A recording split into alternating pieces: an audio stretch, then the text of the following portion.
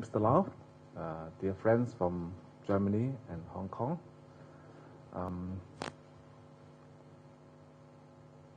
Mr. Lau asked me whether I have been to Germany. Actually, that reminds me that when I was with the Hong Kong Institute of Architects, chairing the Committee on Environment and Sustainable Development, we organized the first ever green tour for architects to visit overseas experience. Okay. And the first country that we chose was Germany. We visited cities like Berlin, Frankfurt, including the Reichstag, the Parliament building. That was impressive. Certainly that we can learn a lot from other countries, including Germany.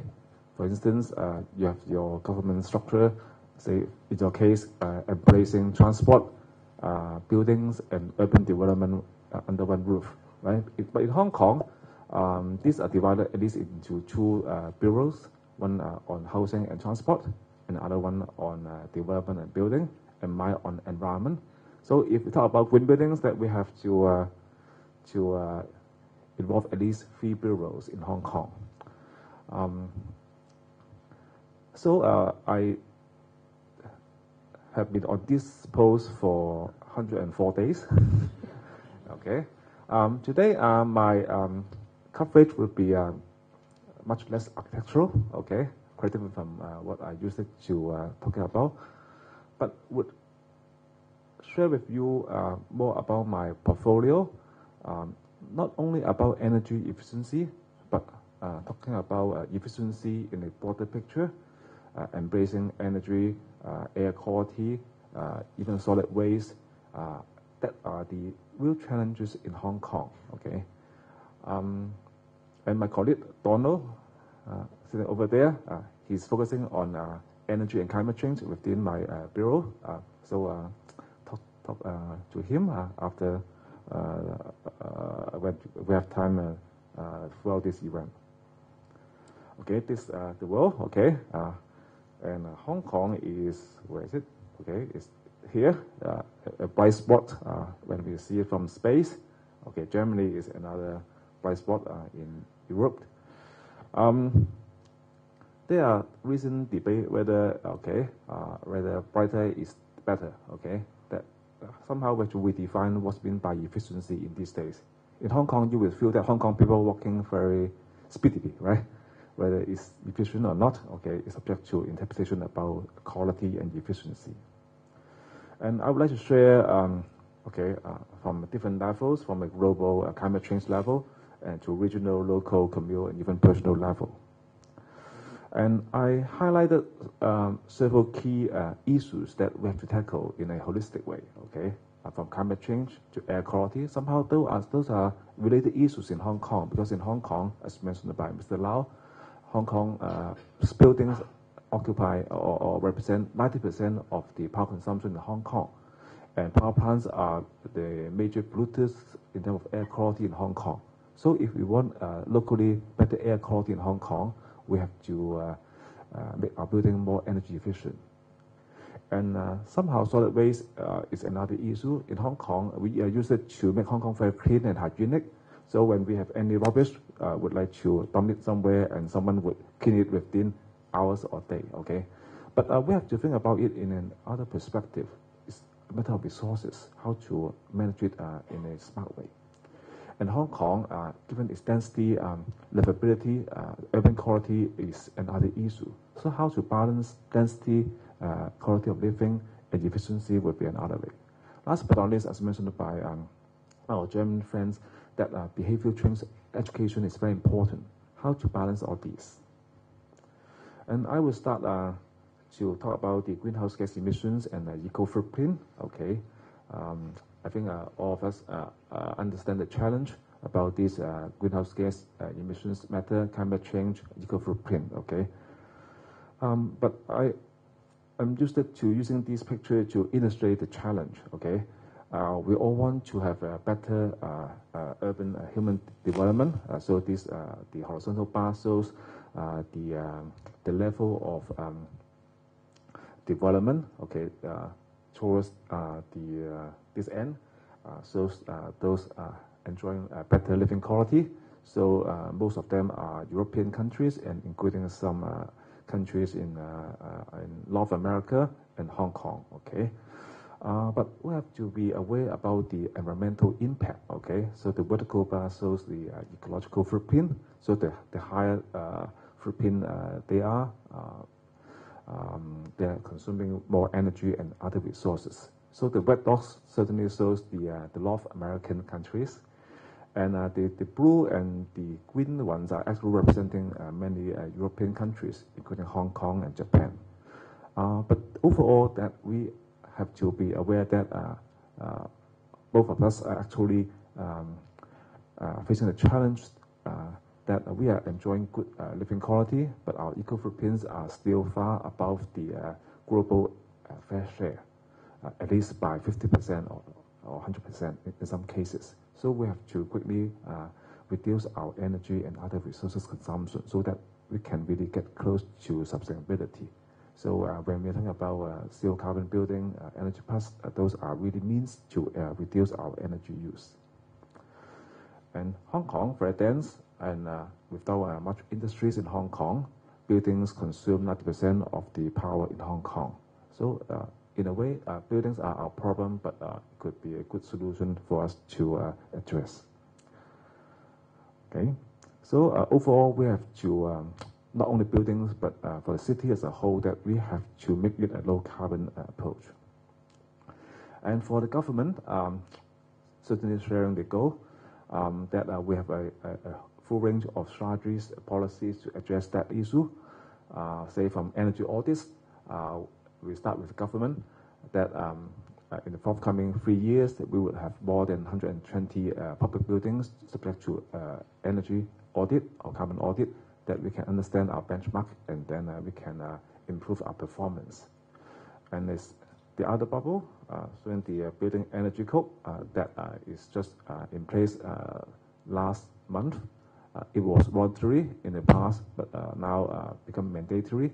So all buildings, new ones, and also those subject to major renovation have to follow these, we call the BEC.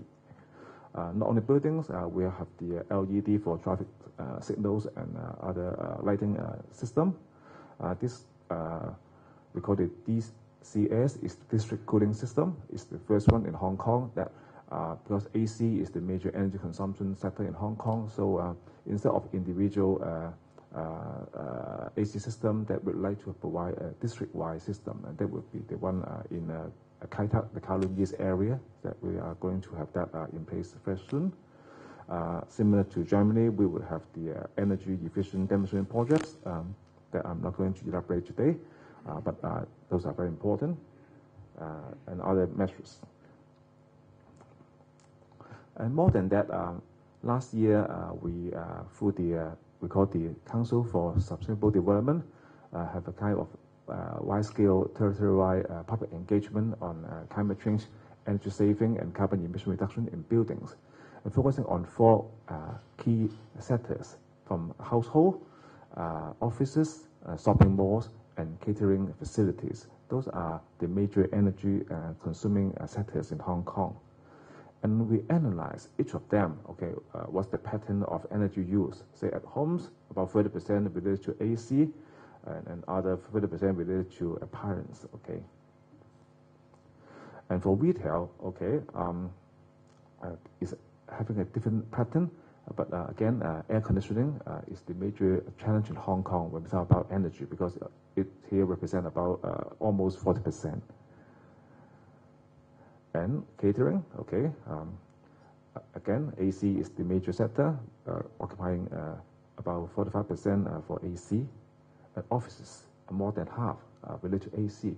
Certainly, Germany and Hong Kong are facing different climate and different challenges, but through this space analysis, we have to understand different challenges. Actually, after the engagement, we have a whole range of proposals to improve the situations. Amongst them, that we have different things. I mentioned the carbon audit, something that the government can pioneer and the private sector can follow. The middle upper picture shows the building energy code. It embraces the air conditioning, lighting, lift and escalators, and other electrical systems that become mandatory since last month. And similar to Germany, that we have the Color Beam Plus. I think today you will have a speaker on that. That are still voluntary, but we have an incentive system to encourage most, if not all, new buildings developers to follow that. Okay, we do not set any standard, but become a kind of competition. We have the result to be announced on web, so that through the transparency and market competition, that we can encourage the developers to go higher rating. And the lower pictures, that was my previous project before my new post. That is the first, we call it zero carbon building in Hong Kong. Actually, it's not only zero carbon, but actually it's energy plus, producing more energy than it used. And I think there will be another speaker to elaborate on that soon.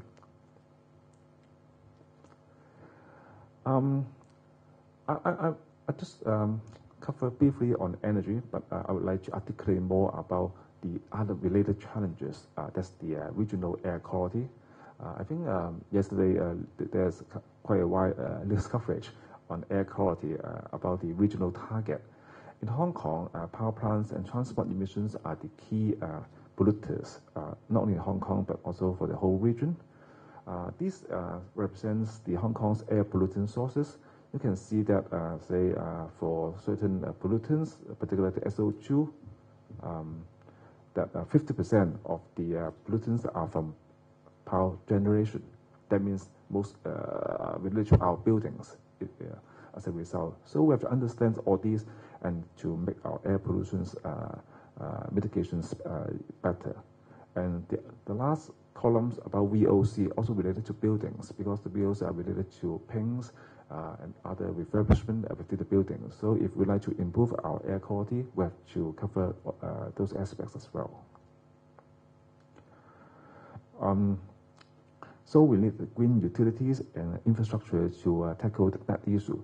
So we are entering agreement with the Guangdong government that having a kind of regional cooperation plan. So not only on buildings, but also on the whole regional spatial planning infrastructures, so that we can tackle the air pollutions together. Thirdly, it's a local issue about solid waste. Okay, Hong Kong is tiny in terms of territory. So on one hand, we are having shortage of land for housing and actually whatever. Okay, but we are also running out of land for landfill and waste disposal. Okay, currently we have 3 landfill sites and subject to very high demand, and given our density that no one want on the solid waste management facility near their backyard. So we have a lot of debate about that. Okay, this picture shows one of the Hong Kong's landfill site. You can see the shining spot. Those are the plastic reflecting the sunshine in that morning. Okay, we can see that in Hong Kong, even though we are having a tiny place, but our waste per tonnage per day is really significant. And all of them that we can compare with other cities. Hong Kong per person's daily waste generation is actually surprisingly higher than other cities in Asia. In Taipei, it's about 0.9, Tokyo about 1, in Korea, Seoul about 1. But Hong Kong people, okay, on average, it's about 1.5. So what's the problem? And we can find that one of the major problems is about the food waste in Hong Kong. About all of the landfill waste, about 30 to 40% are food wastes. Okay, so it's quite not very good, right? So somehow we have to address the food waste problem. And I think Friends of the Earth mailing would have the kind of campaign this coming Sunday, right? And not only about food waste, but about construction and demolition.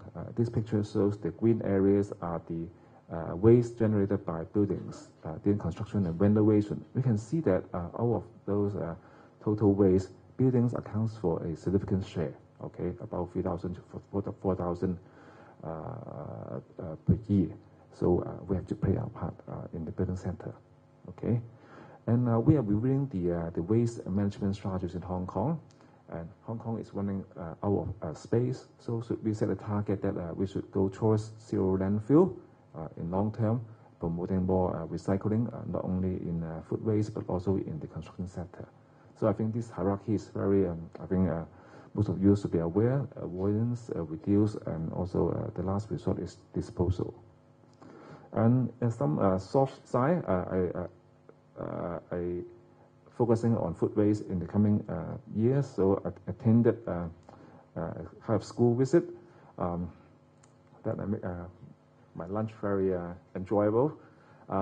In Hong Kong, it was very efficiently to handle the lunch arrangement for schools, usually in the form of lunch box. Okay, the foam box containing the food. The problem is that it would generate a significant number of waste. Okay, the lunch box, and also the students would actually generate a lot of food waste because not all of them can consume the full box of lunch, so generate a lot of problems. So somehow our bureau sponsor more than 100 schools in Hong Kong to make a change, is to have the pantry within the school and to give the very amount of food according to the demand of individual students, and providing even fresher, more vegetable within the food provision. So that you can see that it's kind of one of the schools that took up this change, and you can see the smiling face of the students.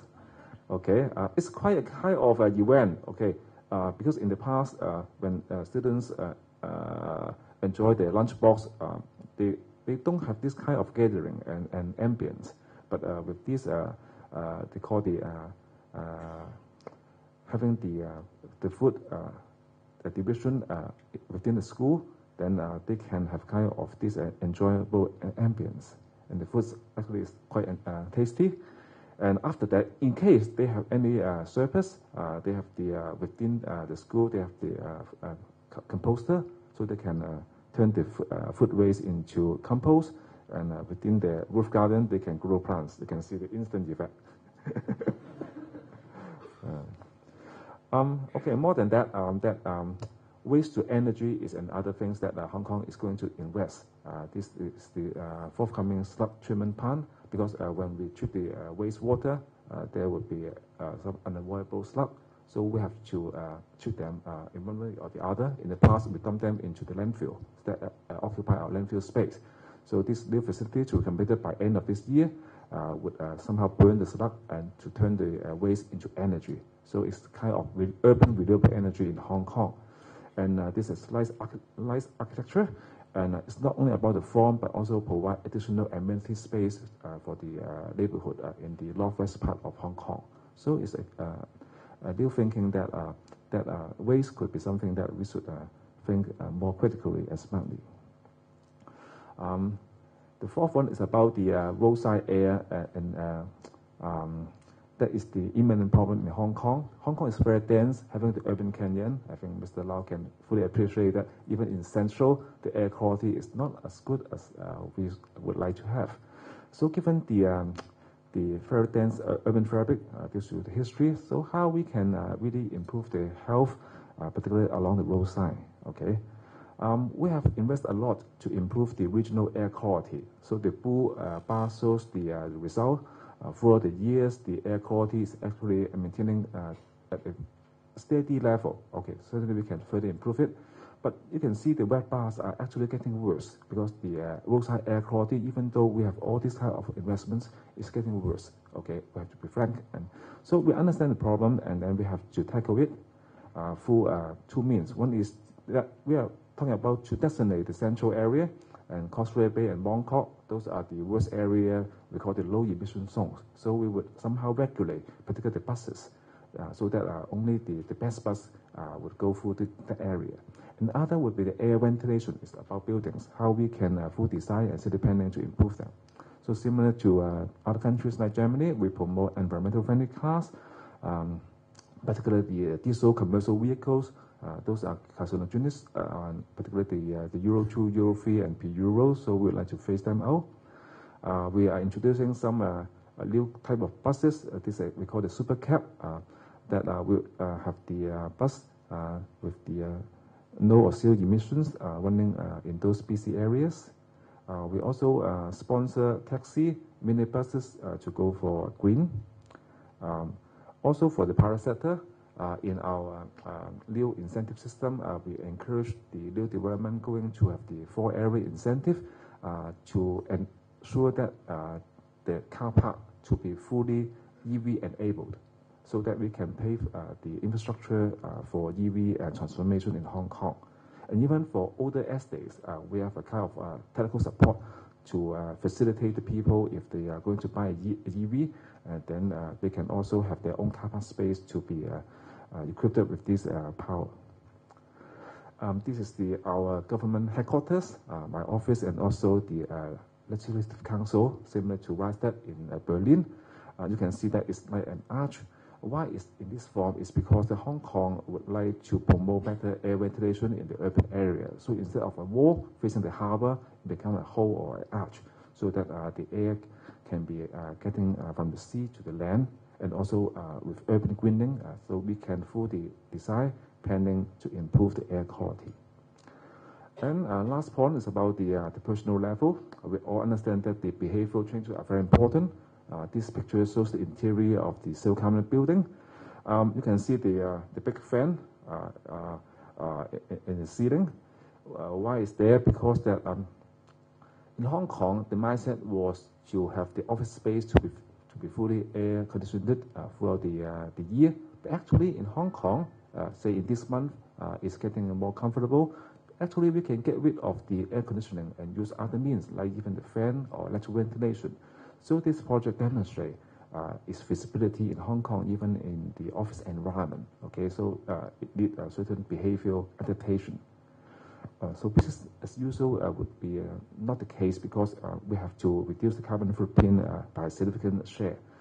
And this picture shows that during the opening, the senior government people was there, and at that time I was the architect. Okay, you can see the dressing code should be quite different. In Hong Kong, that without tie, sorry, Mr. Lau, we can be in a more casual way and to save energy through behavioral change. So it's really about people's green heart. With that, I think this showing 20 points, and I think Hong Kong not only about energy, but in other aspects, air quality, solid waste, we have to be equally more conscious and efficient in a way that can make Hong Kong more sustainable. Thank you.